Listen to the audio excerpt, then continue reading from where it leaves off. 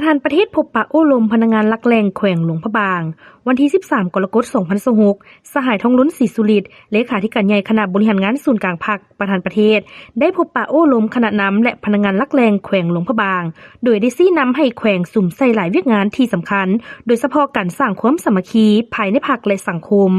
สืบต่อพันขยายแผนพัฒนาเศรษฐกิจให้บรรลุและเกินคาดหมายส่งเสริมการลงทุนตามนโยบาย3เปิดคือเปิดประตูเปิดสิ่งกีดขวางและเปิดใจ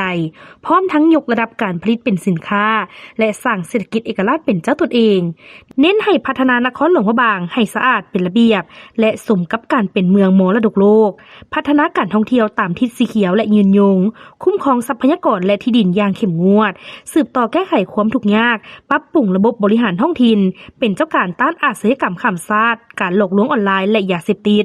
สำหรับข้อเสนอของแขวงประธานประเทศได้ให้ทิศทางเพื่อติดตามโครงการก่อสร้างขัวข้ามแม่น้ำคองการก่อสร้างเส้นทางไปชายแดนเวียดนามและการยกระดับด่านนาโซนห้วยปวกให้เป็นด่านสากลโดยให้ประสานงานกับภาคส่วนเกี่ยวข้องเพื่อศึกษาและดำเนินตามขั้นตอน